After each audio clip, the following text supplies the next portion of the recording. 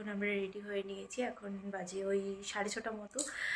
তো এখন আমরা হচ্ছে বেরোবো তারাপীঠ যাব বলে। ফার্স্টেই তারাপীঠ যাব না, ফার্স্টে আমরা যাব হচ্ছে একটা শক্তিপীঠ আছে সেখানে।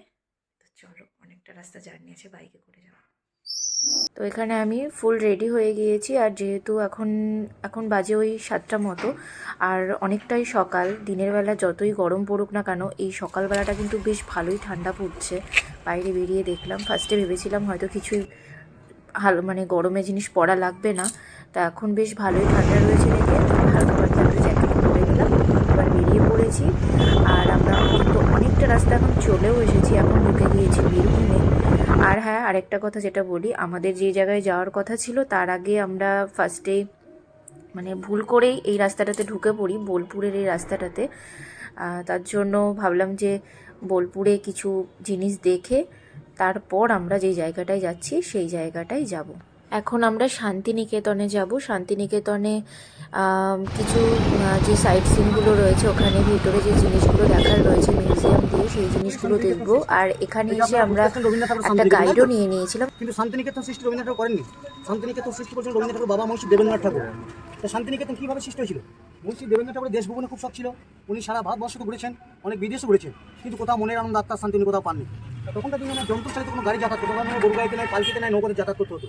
তা কলকাতায় জোড়াসাঁকো বাড়ি থেকে বেরিয়ে গঙ্গায় চড়ে নৌকো করে কাটোয়ায় গুনুটে ঘাট পৌঁছান। গুনুটে ঘাট থেকে পালকি চলতে তারাপীঠ। তারাপীঠে বামাকাবার সঙ্গে সাক্ষাৎ হয়। বামাকাবাকে বলেন যে সারা ভারতবর্ষে অনেক বিদেশ শুনলাম, কিন্তু কোথাও মনের আনন্দ আত্মার শান্তি আমি পেলাম না। উনি তো মানে এখান থেকে দক্ষিণে 74 কিলোমিটার যাওয়ার পর ভুবনডাঙ্গা বলে একটা জায়গা আছে। সেই ভুবনডাঙ্গা একটা জঙ্গলের মধ্যে যেটা ছাতিম গাছ আছে, সেই ছাতিম গাছের নিচে বিশ্রাম নিলে মনের আনন্দ আত্মার শান্তি ফিরলেও ফিরতে পারে। উনি তারপরে পালকি জোড়া আস্তে আস্তে পালকি মতো বেদি করা আছে, বেদির ভেতরে ছাতিম গাছ আছে, বাইরে ছাতিম গাছ আছে। শুধু ছাতিম গাছগুলো মারা গাছগুলো পরে নতুন করে লাগানো হয়েছে। ছাতিম গাছের নিচে বিশ্রাম নেওয়ার পর সত্যি মনের আনন্দ আত্মার শান্তি ফিরে পায়। তখন এই রাস্তাগুলো দেখছেন, রাস্তা সব মাটির রাস্তা ছিল। এখান থেকে 14 কিলোমিটার দূরে রায়পুর বলে একটা জায়গা আছে, রায়পুরের জমিদার ভুবন মোহন সিংয়ের জায়গা।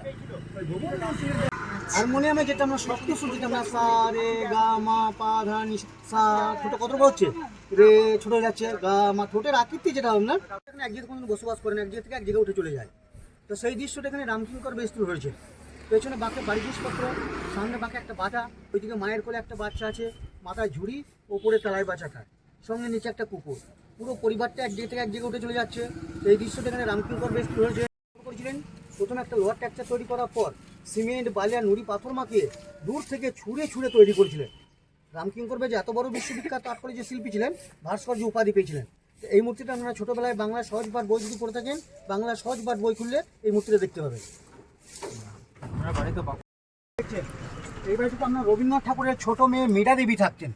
টিবি আক্রান্ত রোগে মারা যাওয়ার পর রবীন্দ্রনাথ ঠাকুর নিজে হঠাৎ বসবাস করতে লাগলেন। এবং ওটা বসবাস করতে করতে রবীন্দ্রনাথ ঠাকুর যে মালঞ্চ কাব্যটা লিখেছিলেন এই বাড়িতেই বসে লিখেছিলেন। ওই জন্য বাড়িটার নাম হচ্ছে মালঞ্চ বাড়ি। মিল আছে প্রচুর, সেই রাইস মিলের দৃশ্যটা এখানে রামকিঙ্কর বেস্তু রয়েছে। দুই আদিবাসী মেয়ে রাইস মিলে কাজ যাচ্ছে, এদিকে কলের বাঁশি পড়ে গেছে, তাই তারার বেগে চললো। এত তারার বেগে চললো, পেছন থেকে মাথার চুল শাড়ি আঁচল শুধু উড়ে যাচ্ছে। এদিকে পেছনে বাচ্চাটা কাঁদছে মায়ের সঙ্গে যাবো করে। মা কিন্তু আর পেছন ফিরেও তাকিয়ে দেখছে না, কারণ কলের বাঁশি পড়ে গেছে। কাজে জয়েন করতে না পারলে তার মাইনে পাবে না, তার সংসার চলবে না। মা খাবার জিনিস মাথায় নিয়ে কলের দিকে দৌড়ছে। পেছনে বাঁ দিক থেকে তাকিয়ে দেখছে মাসি। ওই জন্য আমাদের বাংলাতে বলে না, মায়ের থেকে মাসির দরদ বেশি। সেই দৃশ্যটা এখানে রামকিঙ্কর বেস্তু রয়েছেন। এটা 1955 সালে শুরু করেছিলেন, 1956 সালে শেষ করেছিলেন। ঠিক একইভাবে এটা লোহার ট্যাকচার তৈরি করার পর পর্যন্ত এই পুকুরে ধোপারা কাপড় কাছে।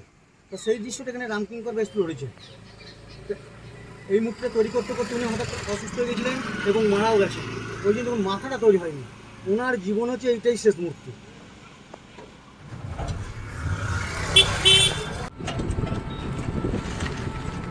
পাতায় পাতায় যে কালো কালো ছবিগুলো প্রিন্টিং করা আছে, সেই প্রিন্টিংগুলো করেছিলেন নন্দলাল বসু। সেই নন্দলাল বসু বাড়ি এটা।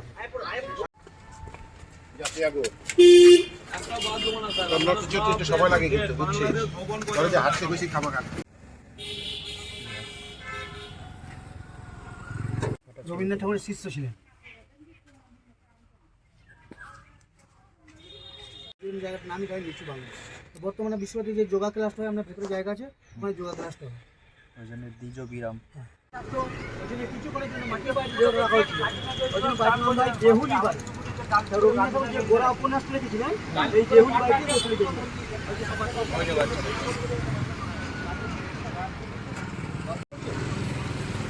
ছোটবেলায় বাংলা সহজ পাঠ বই পড়েছেন, বাংলা সহজ পাঠ বইয়ের ওপরে পেজে দেখবেন একটা বড়দার ছবি দেখা যায়। এই সেই বড়দার ছবিটা। তো সেই বটগাছটা রবীন্দ্রনাথ বাবা মহর্ষি দেবেন্দ্রনাথ ঠাকুর সেখান থেকে 3 কিলোমিটার দূরে খোয়াই, সেই খোয়াই বেড়াতে গেছিলেন। বেড়াতে একটা ছোট্ট বটগাছের চারা দেখেন, সেই বটগাছের চারাটা তুলে নিয়ে আসেন এবং আজকে 3টি নদী পাথর নিয়ে আসেন, গাছটা এখানে লাগায়। ওই জন্য আমাদের 3 পাহাড় এবং 3টে পাথর দেওয়া আছে। গাছটা আমরা আস্তে আস্তে বড়তে থাকলো।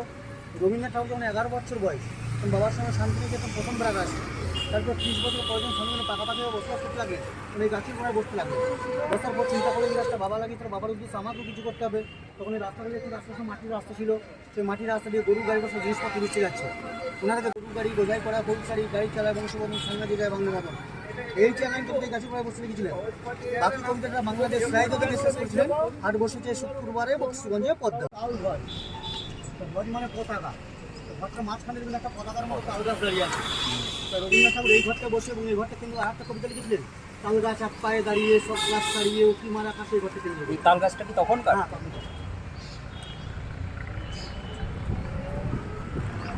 বড় বড় গাছ বেড়েছে, ওই গাছ বলছে আমলকি গাছ। এই আমলকি গাছের নিচে বসে এবং আমলকি গাছকে কেন্দ্র করে সাইড করে একটু দাঁড়াবেন। আর একটা কবিতা লিখেছিলেন, আমলকি বন কাপে যেন বুক করে দূর দূর সময় হচ্ছে পাতাম শুনো।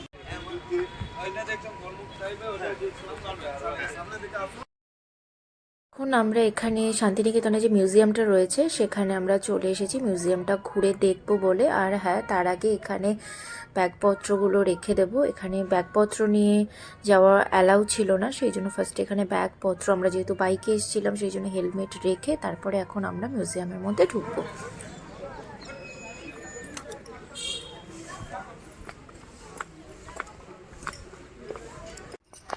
এটা আমরা এখন ঢুকে পড়েছি রবীন্দ্রনাথ ঠাকুরের এই শান্তিনিকেতনে মিউজিয়ামের মধ্যে। এখানে টিকিট কেটে ঢুকতে হয় 100 টাকা করে পার হেড, আর ছাত্রীদের জন্য রয়েছে 10 টাকা করে টিকিট। হ্যাঁ, শুধু বিশ্বভারতীর ছাত্রদের জন্য। এখন আমরা মিউজিয়ামের মধ্যে ঢুকবো, যদি ফোন অ্যালাউ থাকে তাহলে দেখাবো কি কি রয়েছে। এখানে এখন জুতো রাখতে হবে খুলে, এখানে রাখবো। এর মধ্যে হচ্ছে ক্যামেরা অ্যালাউ ছিল না, সেই জন্য দেখাতে পারলাম না মিউজিয়ামের মধ্যে কি কি ছিল। তবে অসম্ভব সুন্দর মিউজিয়ামটা, তাই না বলো? ছোট ছোট করে এবার এখান থেকে আমরা বেরিয়ে যাব। এবার যে জায়গার উদ্দেশ্য আমাদের বেরো, এই জায়গাতে এখন যাব। এটা তো রাস্তায় পড়ে গেছিলো বলে হুট করে ঠিক হয়ে গেল যে চলো ঢুকি, সেটার জন্যই আসা। আর সেই জন্য যাই হোক, দেখা হয়ে গেল কিছু। তবে আবারও ইচ্ছা আছে আসার, পৌষ মাসে আসার, পৌষ মেলা যখন হবে তখন, কারণ সেই সময়টা একটু অন্যরকমই।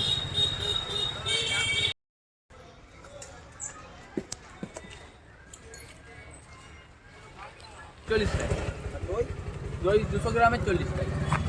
ছোট নেই না, 100 গ্রামের রাবড়ি হয় আর 200 গ্রামের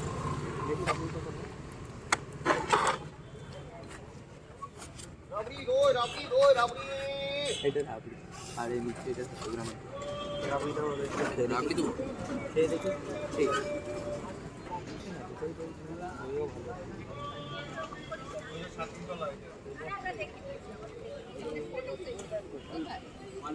এটা রাবড়ি। তো আমরা এখন তো শান্তিনিকেতন থেকে বেরিয়ে এসেছি। এখন আমরা যাব যে কঙ্কালেশ্বরী তলা যে রয়েছে সেইখানে, সমস্ত যে শক্তিপীঠগুলো রয়েছে তার মধ্যে একটা পীঠ রয়েছে এখানে। চলে এসেছি ওই যে জায়গাটা বলছিলাম, সেই জায়গাটা হচ্ছে কঙ্কিতলা। এটা হচ্ছে সেই যে শক্তিপীঠগুলো রয়েছে তার মধ্যে একটা পীঠ। এখনো মেন মন্দিরে যাইনি।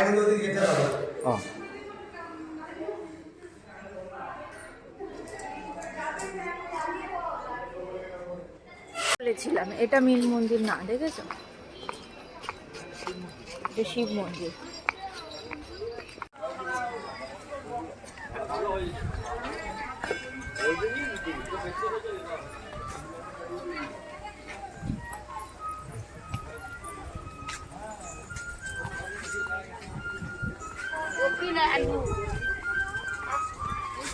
চলে এসছি। কি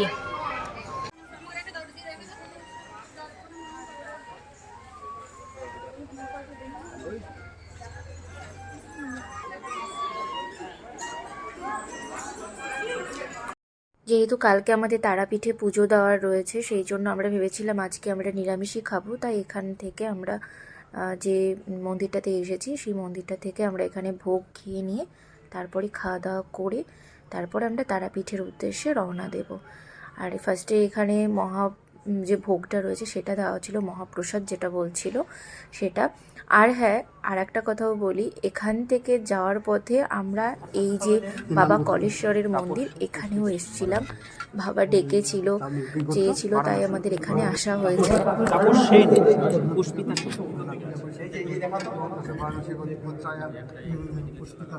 পুষ্পিতা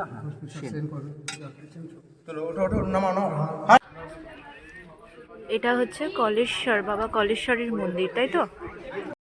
তো নেক্সট ব্লগে তোমাদের সাথে তারাপীঠে গিয়ে দেখা হচ্ছে। ব্লগটা এখানেই এন্ড করছি। তো আর হ্যাঁ, এইভাবে আমরা বাইক রাইডে যখন যাই কোথাও, এইভাবে লোকেশন বের করে করে এইভাবেই আমরা যাই। তো টাটা, এখানেই ব্লগটা এন্ড করছি। সবাই ভালো থেকো।